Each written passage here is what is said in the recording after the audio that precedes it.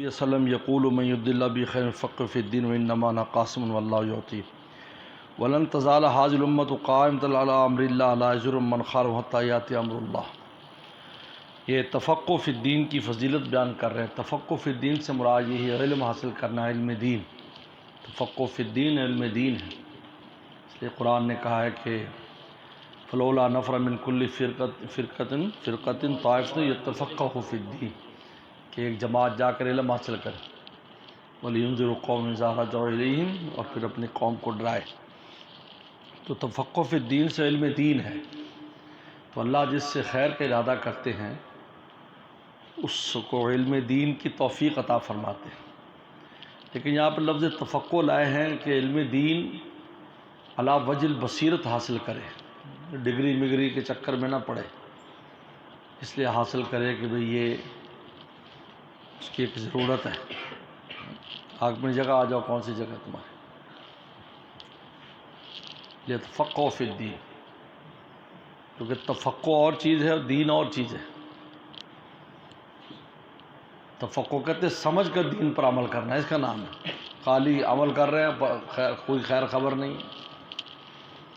اس لیے تفقہ فی الدین کو اہمیت دی گئی ہے، یاد رکھو۔ اس لیے فقہا کا مقام سب سے اونچا ہے۔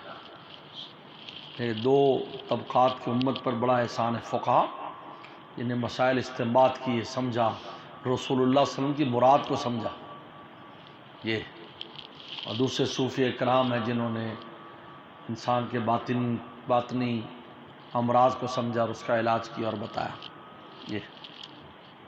اس لیے تفقہ فی الدین جو ہے نا بڑی اہمیت کی حامل ہے چیز، ورنہ لوگ ویسے ہی عمل کر لیتے ہیں اور ظاہر پر جم جاتے ہیں، جیسے ظاہریہ کرتے ہیں، یہ بس آگے بس ایسے ہی کرو۔ جیسے لکھا ہے ظاہری کے بداؤ ظاہری کے بارے میں کسی نے پوچھا کہ یہ حدیث میں آتا ہے پیشاب نہ کرو کھڑے پانی میں، ان کا پیشاب نہ کرے پخانہ کر سکتا ہے، کیونکہ پیشاب کا بیان ہے، کہ کوئی تفقہ فی الدین ہے؟ بھائی اصل علت کیا ہے؟ مراد تو نجس نہ ہو، یہ ہے خشکیت، اس کو خشکیت کہتے ہیں۔ تفقہ فی الدین جو ہے نا، دین سمجھنا، بھی رسول اللہ کی مراد کیا ہے، مقصد کیا ہے، اس کو فقہا نے سمجھا ہے، جیسے آگے آئے گا۔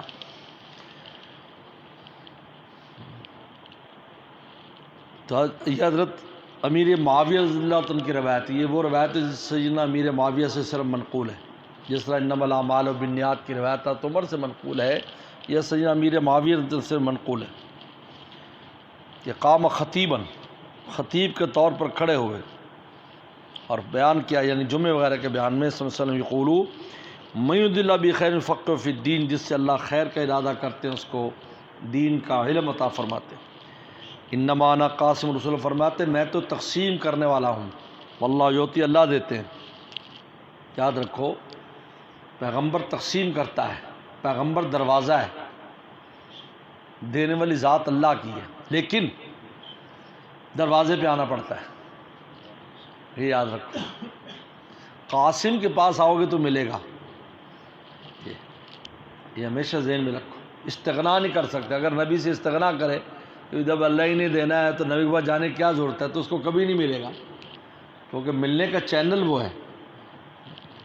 آپ کو کوئی چیز چاہیے ہوتی ہے تو آپ دکان پر جاتے ہو نا، کہ گورمے کی چیز چاہیے، یار گورمے والوں کی دکان پر ہے، ان کی فیکٹری میں لاہور جاتے ہو، دکان پر جاتے ہو، حالانکہ مال تو فیکٹری سے آ رہا ہے، لیکن آپ کو دکان پر جانا ہوگا۔ یہی حال استاد کا ہے، یہی حال شیخ کا ہے، کہ وہ دروازہ ہے، لیکن آپ کو دروازے پر آنا ہوگا۔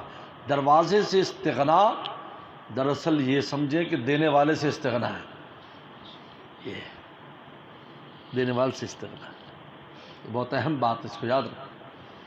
کوئی پیر آپ کو اللہ نہیں دے سکتا، اللہ ہی آپ کو جب چاہیں گے تو ملے گا، لیکن ملے گا دروازے سے۔ یہ اس روایت انما انا قاسم واللہ یعطی ہے، تو تقسیم کر تو اللہ دیتے، اس یہ نہ سمجھو بھی پھر کیا فائدہ جی، نہیں، قاسم کے پاس آؤ گے تو ملے گا۔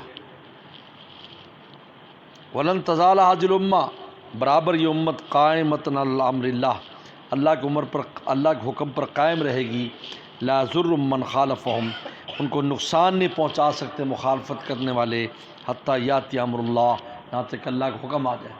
یعنی اہل حق کی جماعت قیامت تک رہنے والی، وہ کوئی ختم نہیں کر سکتا۔ اہل حق ہمیشہ قائم رہے، چاہے کیسے بھی حالات ہیں، چاہے تھوڑے ہیں زیادہ ہیں، حق قائم رہا پھر غالب ہو جاتا ہے، ایک دم ایک کونے میں چلا جاتا ہے، پھر آہستہ آہستہ آہستہ آہستہ پھر پورے اس پر۔ جیسے تتاریوں کی آپ تاریخ پڑھیں، پوری امت مسلمان جو بلاد اسلامیہ تھے سب ختم کر کے مصر اور شام میں کونے میں لگا دیا، وہاں تھوڑے سے رہ گئے۔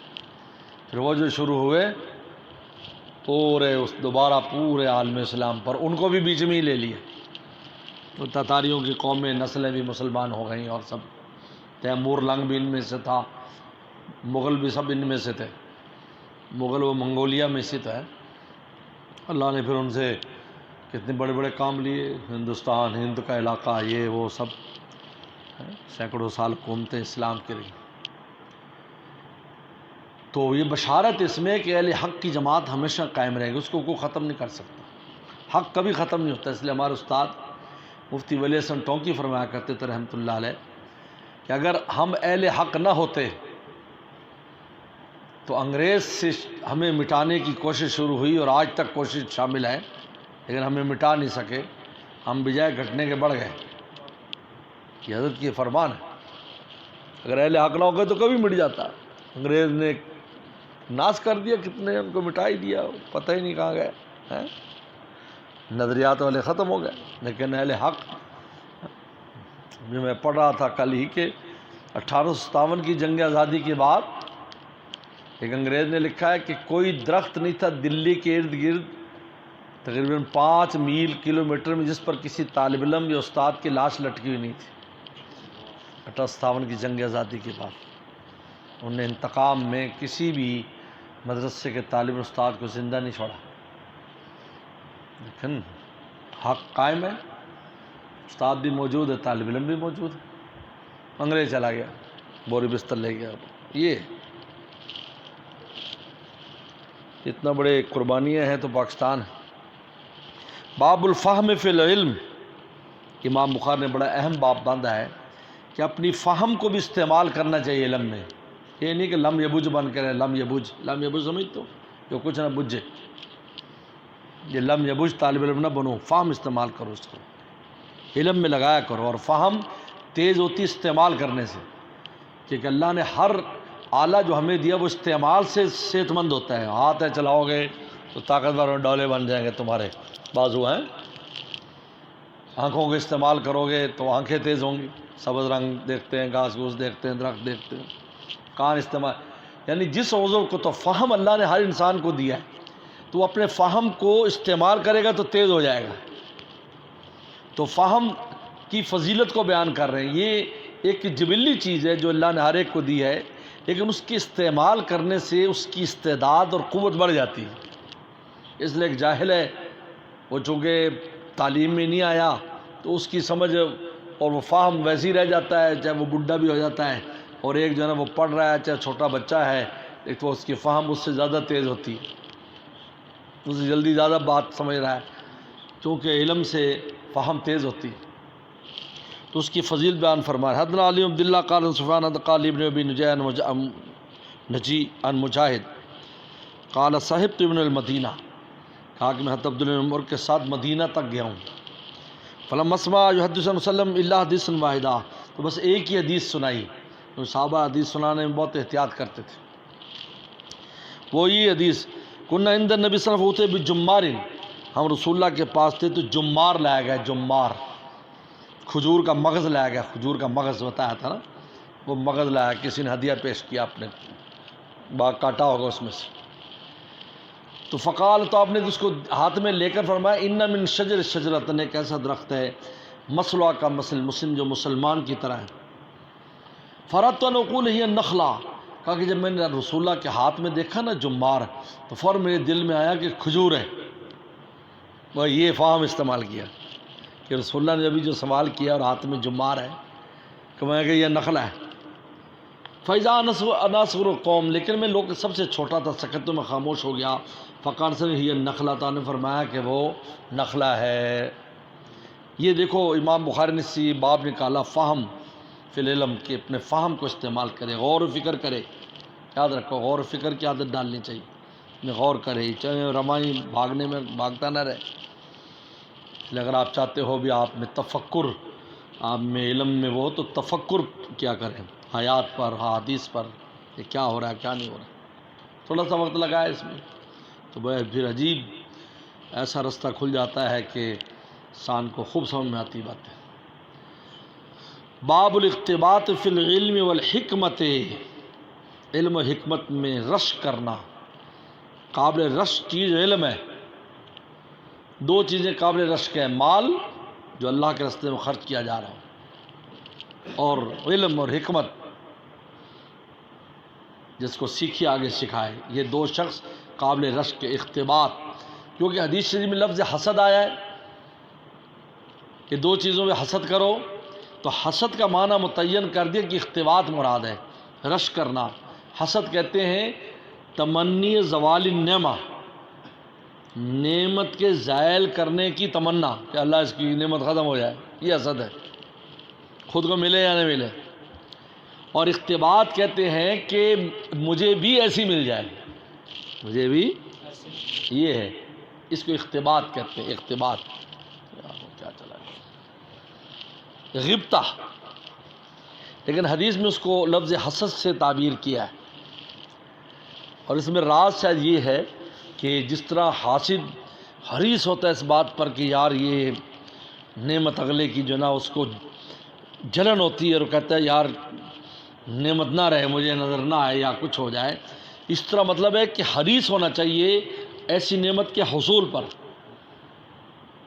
خالی تمنا نہیں ہلکی پھلکی کر لے، حریص ہو کہ میں بھی علم حاصل کروں، جیسے فلاں کے پاس چلا میں، زوال کی نہ کرے تمنا، لیکن ویسے وہ چیز حاصل کرنے کا حریص ہو، اللہ ایسی مجھے بھی دے دے، تو اللہ سے مانگے، کوشش بھی کرے، علم دے دے یا اتنا مال ہو جو اللہ کے راہ میں خرچ ہو۔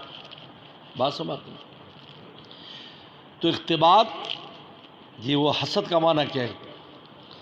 قال عمر رضی اللہ عنہ تفقہوا قبل ان تصودوا، حضرت عمر نے عجیب نصیحت کی، علم حاصل کرو سرداری سے پہلے، تصودوا سردار، سردار سید سے، کہ تمہیں سردار بنایا جائے اس سے پہلے علم حاصل کرو۔ کیا مطلب؟ یعنی ذمہ داریوں سے پہلے علم حاصل کر لو، پھر تم ذمہ دار بن جاؤ گے، سردار، شادی ہوگی، گھر بار محلے کا ذمہ داری، امام بن گئے، یہ وغیرہ وغیرہ، ہر ایک کی اسٹیٹس کے اعتبار سے سرداری، اس سے پہلے علم حاصل کرو یہ۔ لیکن امام بخاری نے کہا کہ ایسا نہیں ہے کہ اگر پہلے نہیں حاصل کر سکے یا ابھی پوری تکمیل نہیں ہوئی اور تم سردار بن گئے، تو قال ابو عبداللہ بعد ان تصودوا، سرداری کے بعد بھی حاصل کر لو، کوئی بات نہیں، شادی ہو گئی، کچھ کوئی نہیں، حاصل کرو۔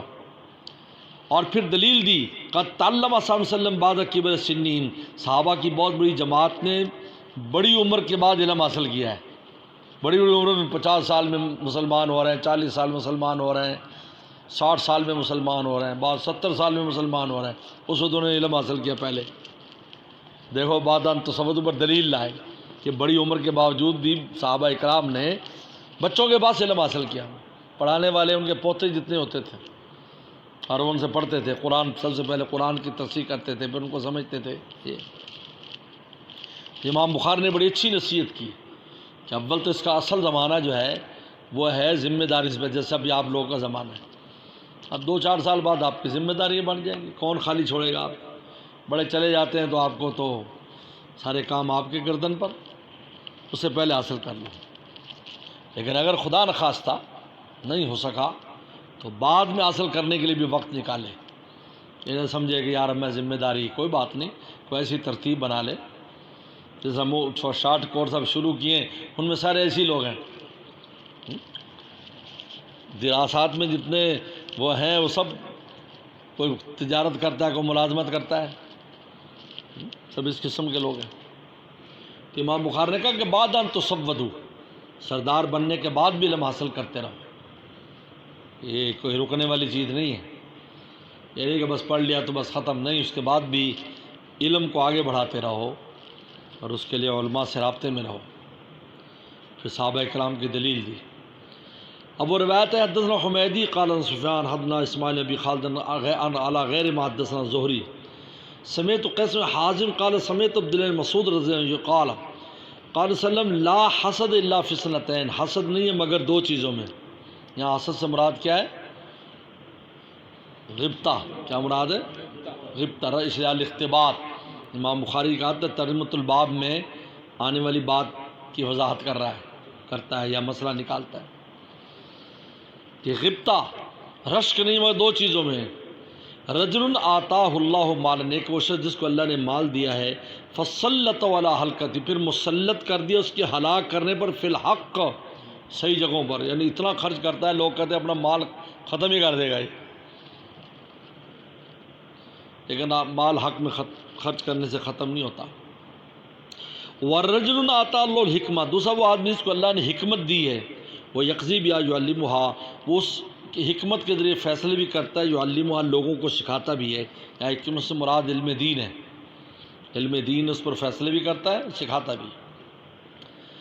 باب ما ذکر فی ذہاب موسیٰ فی البحر الخضر وقولہ تبارک تعالی هل اتبعک علی ان تعلمنی مما علمت رشدا۔ امام بخاری بڑا زبردست عجیب باب لایا ہے کہ موسیٰ السلام گئے خضر السلام کے پاس، یہ باب لایا ہے دو باتیں ثابت کرنے کے لیے۔ ایک اوپر والے باب کی تائید میں کہ بعد کبر سنہم، بعد ان تصودوا، کہ اولو العظم پیغمبر موسیٰ السلام جیسے پیغمبر پیغمبری کے بعد علم سیکھنے جا رہا ہے۔ ایسی دلیل دی کہ پیغمبری اور امت، اتنی بڑی امت، اور فرعون سے گزرا کر سارے معاملات جب پورے ہو گئے، اس کے بعد تو 6 لاکھ کی امت ہے اور پیغمبر ہیں، تورات بھی اتر آئی، سب اب جا رہے ہیں خضر السلام کے پاس۔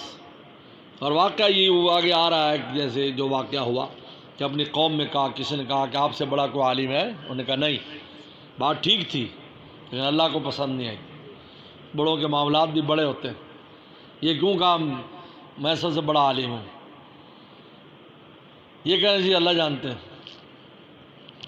کہا خضر ہے، خضر صاحب اچھا مجھے جانا ہے ان کے پاس علم لینے کے، فوراً تیار ہو گئے، یہ نہیں کہا کہ میں سردار ہوں، میں نبی ہوں، میری ذمہ داریاں ہیں، سرداری سے مراد ذمہ داریاں ہیں۔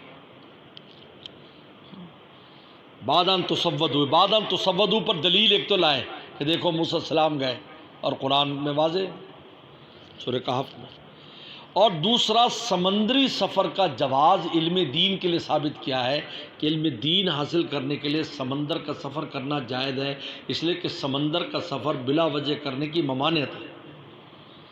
ابو داؤد شریف میں آتا لا ترکب البحر، سمندری سفر نہ کرو الا حاجن اور مجاہدن فی سبیل اللہ، مگر حج کے لیے، اور معتمرن، اور جہادن فی سبیل اللہ کے راستے میں جہاد کے لیے۔ تو اس پر امام بخاری فرما رہے ہیں کہ سمندری جو سفر ہے علم دین کے لیے جائز ہے، چنانچہ پہلے سمندروں کے بہت سفر کیے آپ، وہ ہر ایک کشتی پڑھو حیران ہو جاؤ گے، اسی میں کتنے بیچارے راستے میں رہ گئے، پہنچ بھی نہیں سکے، سمندر پار بھی نہیں ہوا ان سے، کئی بڑے بڑے نام ہیں جو سمندروں میں ڈوب گئے، پہنچ نہیں سکے سمندری طوفانوں میں، لیکن علم کے لیے نکلے یا علم لے کر واپس جا رہے تھے۔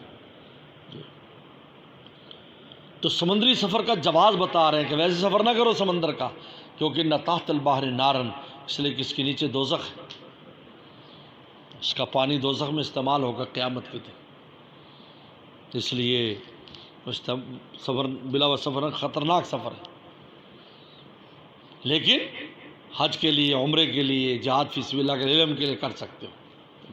خود امام بخاری نے بہت اسفار کیے دریاؤں میں، سمندروں میں۔ تو اس کے جواز کو بتلا رہے ہیں کہ سمندری سفر جائز ہے، کیونکہ موسیٰ السلام نے خضر السلام کے ساتھ سمندر کا سفر کیا، سمندر سفر کیا ہے فانطلقا حتی اذا رکبا فی السفینۃ خرقھا۔ پھٹی توڑ دی اس کی، اور انہوں نے بغیر، ابھی آ رہا آگے، بغیر پیسے کے سوار کیا تھا۔ خضر السلام کی بزرگی کے قائل تھے، مسلمان تو نہیں تھے وہ لوگ، لیکن کہتے یہ نیک آدمی ہے۔ اب یہ ذرا تھوڑا ترجمہ باب دیکھیں، ذہاب موسیٰ فی البحر الخضر، موسیٰ السلام کا جانا سمندر میں خضر السلام کی طرف، الی الخضر، لیکن یہ صحیح نہیں ہے کیونکہ الی الخضر پیدل گئے تھے، وہ تو پیدل گئے تھے مجمع البحرین میں، اس کے بعد خضر السلام کے ساتھ سمندر پہ سفر کیا ہے، تو لہذا یہ الی بمانے مع کے ہے، الی بمانے ذہاب موسیٰ فی البحر مع الخضر کیا ہے، اور الی بمانے مع آتا ہے لا تاکلوا اموالہم الی اموالکم انہ کان حبا کبیرا، لا تاکلوا، یتیموں کا مال نہ کھاؤ الی اموالکم مع اموالکم، الی بمانے مع ہے، یہاں الی بمانے کیا ہے مع الخضر، کیا مراد ہے کہ سمندر میں سفر کیا خضر السلام کے ساتھ، تو بالکل واضح ہے۔ بعد نے کہا یہاں وہ محذوف ہے، ذا موسیٰ فی البحر و الی الخضر، موسیٰ السلام سمندر میں گئے اور خضر السلام کی طرف گئے، یہ ایک سفر خضر السلام کی طرف جو ہوا کہ پیدل، اور دوسرا ان کے ساتھ ہوا وہ سمندر کا سفر۔ قول تعالیٰ پھر حنا علی محمد غریر الزہری قال یعقوب بن ابراہیم ادنا بی ان صالح یعنی ابن کیسان بن شعب حدثنا عبید اللہ بن عبد اللہ اخبرنا ابن عباس ان تمار و حر بن قیس الفزاری فی صاحب موسیٰ، عبداللہ عباس اور حر بن قیس بن حسن فزاری، یہ بھی تابعی صحابی ہے، تابعی۔ عبداللہ عباس کے ساتھ ان کا جھگڑا ہو گیا،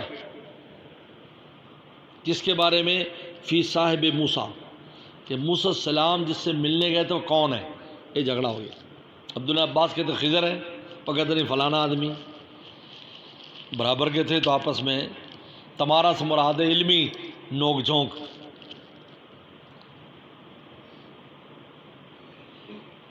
قال ابن عباس وہ خضر، فرمایا وہ خضر ہے، اصل میں خضر جو ہے نا، خضر کہتے ہیں سرسبز کو، یہ جہاں بیٹھتے تھے گھاس اگاتے تھے، اس پر آگے بحث کریں گے یہ زندہ ہے نہیں ہے، یہ کیا معاملات۔ فمر بھی ابی بن کعب تھا، تو ابی بن کعب رضی اللہ عنہ گزرے، وہ بڑے تھے، ابی بن کعب، میں نے بتایا کہ یہ بچے تھے، عبداللہ عباس وغیرہ یہ سب چھوٹے صحابہ تھے، رسول اللہ کے بعد تو بڑے ہو گئے تھے لیکن اس دور میں چھوٹے تھے، بہت سی باتیں نہیں سنی تھی۔ ابی بن کعب بڑی عمر کے تھے، دعا ابن عباس، تو عبداللہ عباس نے بلایا ان کو، چاچا ادھر آنا، چاچا جی ہمارے جھگڑے کا فیصلہ کرو۔ قال انی تماری تو نہ صاحبی حاضہ فی صاحب موسیٰ، کہ میں اور میرے ساتھی جھگڑ رہے اس بات میں، الذی سأل موسیٰ السبیل لقیہ، جس کے بارے میں موسیٰ السلام نے سوال کیا تھا ملاقات کا، کہ اللہ میں ان سے ملنا چاہتا ہوں۔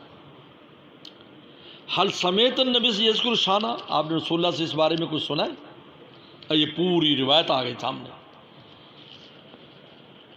قال نعم، ہاں میں نے سنا ہے، سمیت النبی صلی اللہ علیہ وسلم یقول بین موسیٰ فی ملم بنی اسرائیل، موسیٰ السلام بنی اسرائیل کی جماعت میں بیٹھے تھے، اجارت کے آدمی آئے جا رہے جو، قال حل تعال واحد عالم من کا، آپ کسی ایسے کو جانتے جو آپ سے بڑا عالم ہو؟ قال موسیٰ اللہ، کہا کہ نہیں، ٹھیک ہے، نبی اپنے زمانے میں سب سے بڑا عالم ہوتا ہے۔ فأوحى اللہ الی موسیٰ، اللہ تعالیٰ نے وحی بھیجی موسیٰ السلام کی طرف، کا بلا عبدنا خضر، کہا کہ نہیں، ہمارا بندہ خضر تو سے زیادہ جانتا ہے۔ اب موسیٰ السلام، اللہ اکبر، نبیوں میں کیا اللہ نے عاجزی رکھی، یہ نہیں کہا کہ بھئی اچھا یہ ہو جاتا ہے، یہ چپ کر جاتے، فوراً کہا فسال موسیٰ السبیل الیہ، موسیٰ السلام نے کہا میں اس کو کیسے مل سکتا ہوں، یعنی میں استاد بنانا ہے، میں نے علم حاصل کرنا ہے ہم سے، کہا اور فجعل اللہ الحوت، آیا اللہ نے مچھلی کو نشانی بنا دیا، یہ مچھلی بھون کر لے گئے تھے، پکا کے لے گئے تھے اپنے ساتھ، اور ان کے ساتھ ان کے خادم تھے، کیا نام، یوشع بن نون خادم تھے، پکا کے لے گئے تو کہا یہ جب زندہ ہو جائے نا جہاں پر، بس وہیں وہ ملیں گے تمہیں، تو ایک جگہ سو گئے اور ٹوکری رکھ دی، وہاں ایک چشمہ چل رہا تھا، یہی آب حیات کا چشمہ، اس کا پانی جو لگا اس کی ٹوکری کے نیچے سے تو مچھلی زندہ ہو گئی، اور اس نے زور سے جو چھلانگ ماری کھڑپ دینے پانی میں. اب جب پانی میں گئی تو وہاں سوراخ بنا دیا اللہ تعالیٰ نے، حالانکہ پانی تو مل جاتا ہے لیکن سوراخ بن گیا گول، ایسے اندر نظر آ رہا ہے جیسے پائپ ہو. اس السلام اٹھے چل پڑے، آگے چلے گئے. آپ کو پتہ ہے پھر وہاں تھک گئے. پہلے تھکن نہیں ہوئی کہ مسلم بڑے طاقتور آدمی تھے، 40 آدمیوں کا اکیلا کام کر لیتے تھے، لیکن تھکن ہو گئی کیونکہ منزل سے آگے جب آدمی جاتا ہے پھر تھکنے لگتا ہے، بوجھ ہو جاتا ہے اس کو. آپ نے صحیح وال جانا ہو لیکن گڈی کا جی اکاڑے سے واپس آئیں گے تو تمہارے لیے مصیبت بن جائے گی. تھک گئے، کہا تھک گئے بھائی. آتینا غدانا لقینا من سفرنا ھذا نصبا، وہ نصب کہتے تھک گئے یار. مچھلی دیکھو یہ مچھلی. اچھا یوشع بن نون یہ منظر دیکھ رہے تھے لیکن ان کو یاد ہی نہیں رہا بتانا کہ مچھلی بھاگ گئی. انہوں نے کہا وہ وہیں تو جانا تھا، تو ڈھونڈتے گئے کہ وہ سوراخ کہاں ہے. سوراخ تو وہاں تلاش کیا تو خضر السلام مل گئے. آگے پورا قصہ قرآن نے بھی آگے دوبارہ آ رہا ہے. امام بخاری اس کو کئی دفعہ جگہ لائیں گے، طالب علم میں آگے پھر لا رہے ہیں، یہاں پورا واقعہ نہیں ہے. قیل لہ اذا فقدت الحوت فرجے کا، جہاں پر مچھلی گم ہو جائے نا وہ جگہ ہے، ستلقاہ تو اس کو پا فکانیت وصل الحوت فی البحر، تو پھر وہ اس کے نشانات کو دیکھتے آئے سمندر میں مچھلی کے. قال موسیٰ فتاو ارأیت زوینا الی الصخرہ انی نسیت الحوت وما انسانی الا الشیطان اذکرہ قال ذلک ما کنا نبغی فارتد علی آثارہم قصصا فوجدا خضرا. خضر السلام مل گئے. فکان من شانہ ما، پھر ان کی وہ شان ہے جو اللہ نے بیان کی ہے. ما قصل فی کتابی، آگے تفصیل آ رہی، پوری تفصیلی روایت ہے کہ کیا واقعہ پیش آیا وغیرہ. بہرحال یہ اصل میں موسیٰ السلام کے علم تشریعی تھا. تشریعی علم تشریع جو نظر آتا ہے، شرع کہتے ہیں نظر آنا. شرع قرآن نے کہا ہے کہ مچھلیاں نظر آتی تھی اوپر ہفتے والے دن، یوم السبت شرعان، اور جس دن ہفتہ نہیں ہوتا تھا تو غائب ہو جاتی تھی. انہوں نے کہا یار مچھلی کیسے پکڑے؟ اس دن ممانعت تھی تو انہیں گڑھے کھود دیے تو اس میں چلی جایا کریں گی، پھر اتوار کو پکڑا کریں. بندر بنا دی قردۃ خاسئین قرآن نے کہا ہے. تو شرع کہتے ہیں جو نظر آتے ہیں. تو شریعت جس پر عمل کرتے ہوئے لوگ نظر آئیں گے، نماز پڑھ رہے ہیں، یہ کر رہے ہیں، یہ شریعت ہے. علم تشریعی ہے موسیٰ السلام کے پاس تھا. اور خضر السلام کو اللہ نے علم تکوینی دی ہے. تکوینی جو خفیہ علم ہے، کون تکوین کا علم، یہ کام کرنا ہے، یہ کرنا ہے، وہ کرنا ہے، جو اسباب کے پیچھے چھپا ہوتا ہے. مار رہی گولی ہے، اصل اسرائیل آ چکا ہے اس کو لینے کے لیے اور گولی لگ گئی، اب اسرائیل لے گیا. یہ تکوینیات ہے. تو خضر السلام کو اللہ نے تکوینیات کے لیے پیدا کیا تھا، تکوینی علم. یاد یہ قصے تینوں ایسے ہی ہیں. شریعت کچھ کہتی ہے اور تکوینیات میں اور معاملہ ہے. پھٹا اکھاڑ رہے ہیں، وہ کہتے کیوں اکھاڑا؟ تشریع و تکوین کا وہ ہو گیا جھگڑا. بچہ کیوں مار دیا بغیر کسی وجہ کے؟ ایسے شوموں کی دیوار کیوں سیدھی کی، روٹی بھی نہیں کھلاتے؟ آگے تفصیل آ رہی ہے، انشاءاللہ تفصیل بیان کریں گے.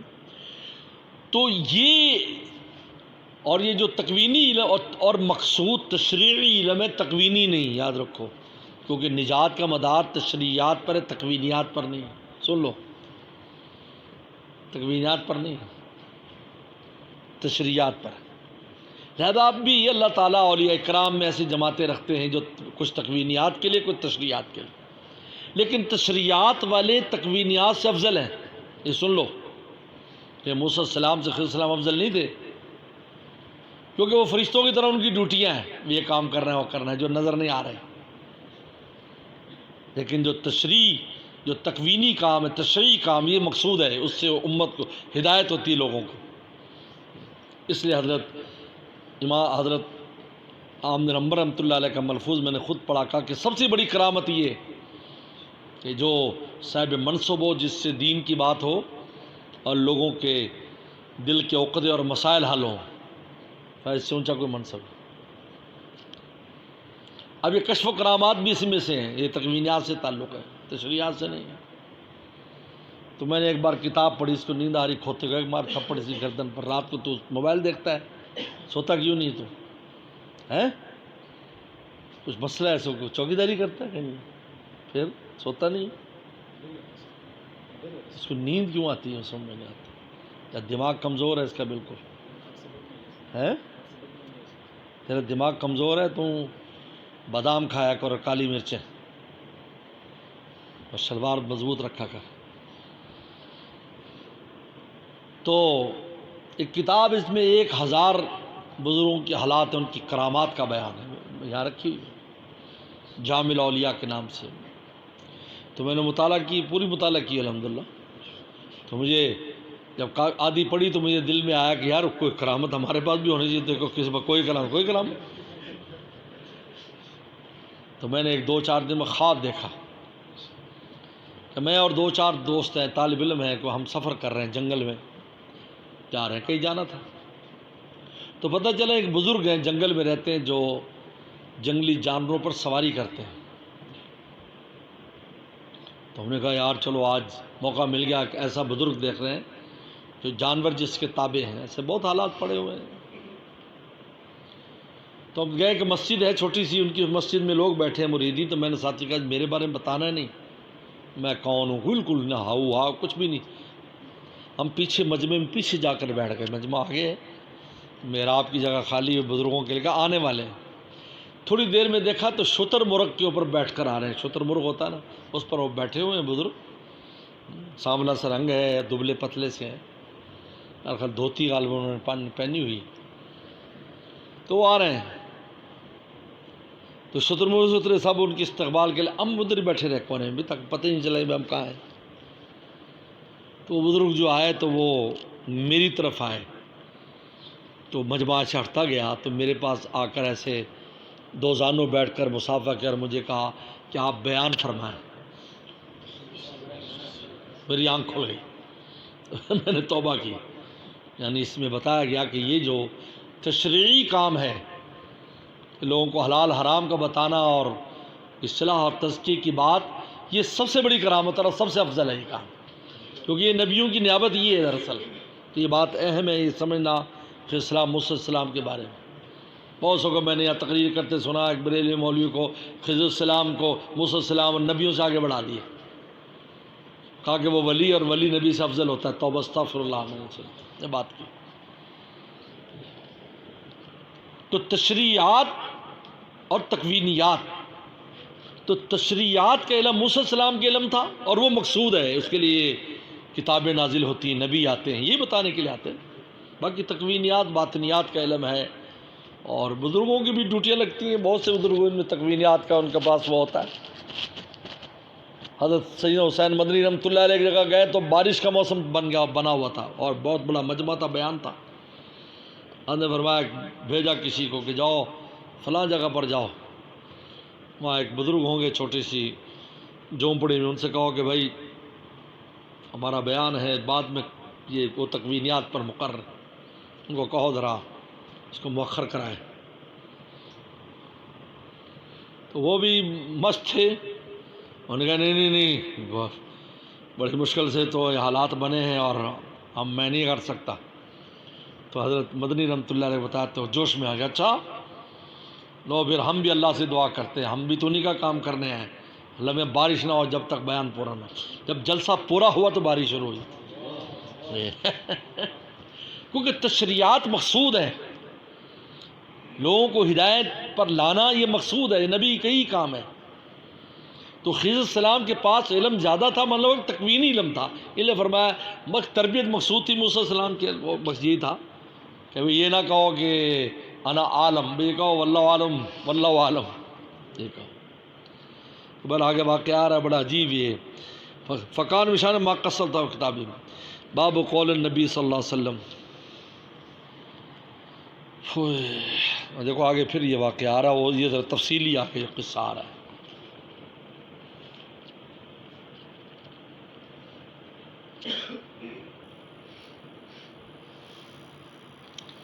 بس کل انشاءاللہ جو نا وہ بریک لگا دیں گے تھوڑا، بدھ کو پھر بیان ہے اور آپ کا مجلس ہے، بس پھر انشاءاللہ آپ امتحان کی تیاری کریں۔